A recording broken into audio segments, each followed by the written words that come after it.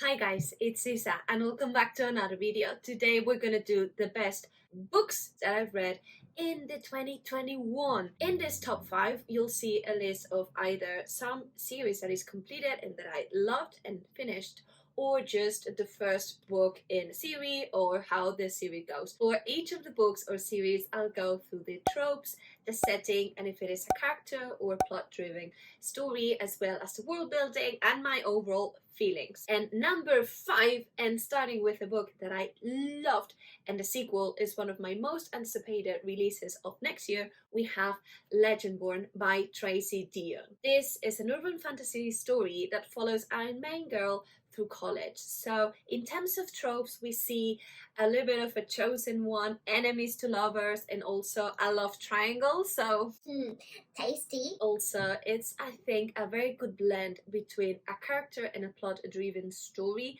This tells the story of Brie. She has just lost her mom. She starts college, and one of the first parties, she kind of sees something that it's weird, kind of some monsters trying to consume energy for the humans. So she was like, I might have drank more than I expected. And she also see how everyone gets, like their memory of everyone is erased. Hers also. But her memory comes back. So she starts to investigate what's happening with these creatures, with this magic that seems that it's going on inside of the campus. And really soon she gets into this society called Legendborn. And this society is kind of what it's now of the Arthurian Scion League. So you have the descendants of the different members of the Round Table, the one of Arthur, Merlin, all of that. And it seems that every now and then this society does some sort of tournaments in order to accept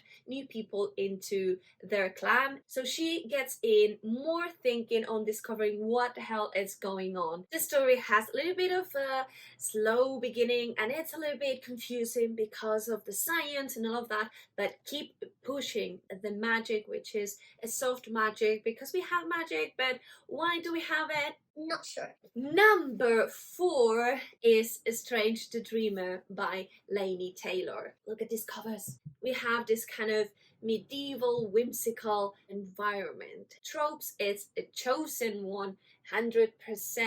The main character is a cinnamon roll. Laszlo is just so cute. And it's a little bit of a character driven story, to be honest. There's not a lot that happens very fast, but the things that happened are really good, and I really enjoyed it. This story talks about our main man, Laszlo, and he is an optimistic. All his life he has believed in a forgotten city called Weep. And this city seems to be that in the past was very advanced and magic resides there, but for whatever reason, for the last 200 years, nobody remembers anything of this city. One day, people from Weep come to Laszlo's town, Coincidence? and seek for help. Laszlo, of course, is thrilled, and he is selected with other people to go to Weep and help these people solve a problem that it's making Weep go worse. And when Laszlo gets there, we meet the other main point of view of the story, because this is a dual point of view, and things unfold from there. In the top 3, and it's an unfinished series, is The Aurelian Cycle by Rosaria Munda. Oh, this books.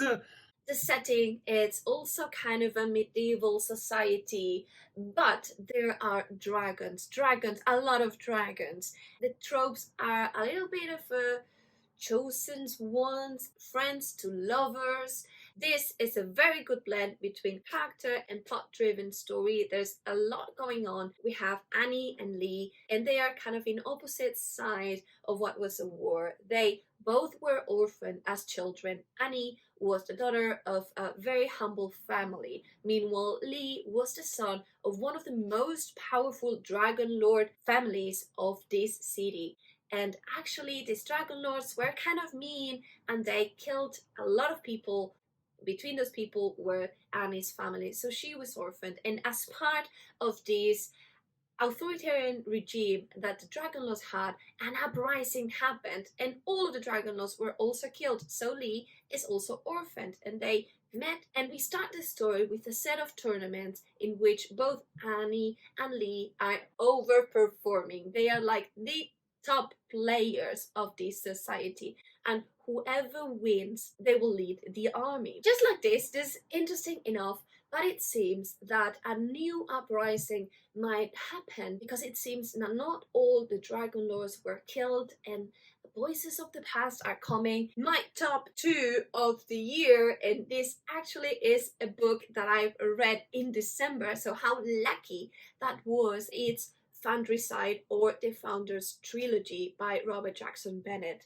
This is an adult fantasy story that is just so rich. In terms of setting, we have this medieval Italian setting in a way, and this society has been built upon different houses, and these houses are the ones that have kind of the intellectual power and knowledge to be able to write down information into the objects and persuade these objects to behave in a certain way. So, for example, you can write something into a lock and convince this lock to never open unless there's just one key brought by someone specifically. Things like that. So fascinating setting. We also have different classes. It gave me hard arcane vibes, and the main trope here is a chosen one. This is a very fast-paced book. I think that it leans a little bit more towards a plot-driven story. In this first book, Foundryside talks about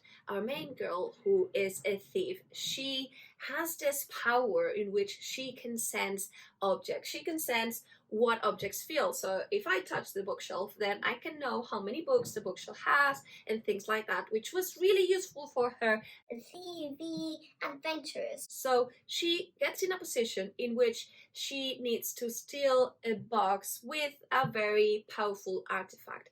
And when stealing it, she discovers that it has a key, and this key is way different from whatever she has seen before. And everyone now wants her killed because this key can change society as a whole. This key is a sentient key, and I just loved it. And my top one, as it couldn't be different, is A Stormlight Archive. I've read book 2, 3, and 4 this year, and oh my god! First book was amazing, but honestly, how in love I am with book 3, it's insane. Oh, hi, Tai. She also wants it. Say hi. Hi. This is an epic fantasy story that it's not gonna end soon, but I'm all for it. It has different points of view. It's a lot of commitment. The trope is chosen one. There's always a lot of political intrigues within the story, and you know the pulls that Brandon has for the different books.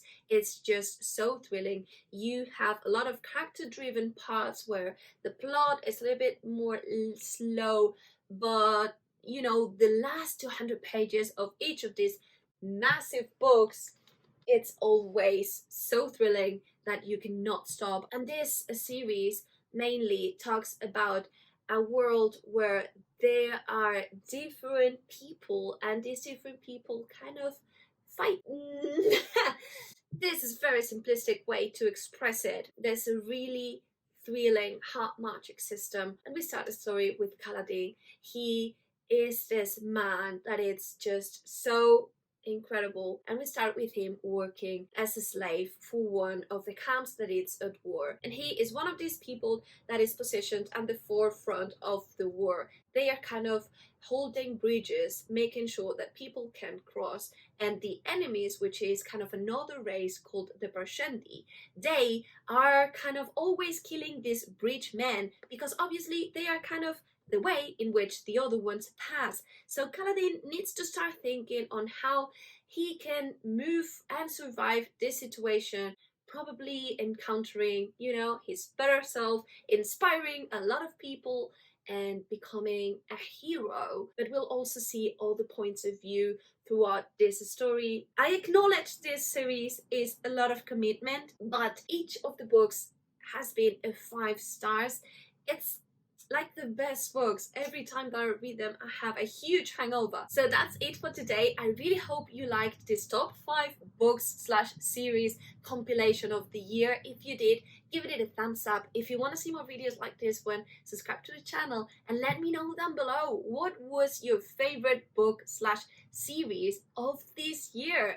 You know, let's make 2022 better with your suggestions. And I hope to see you soon in other videos. Bye-bye!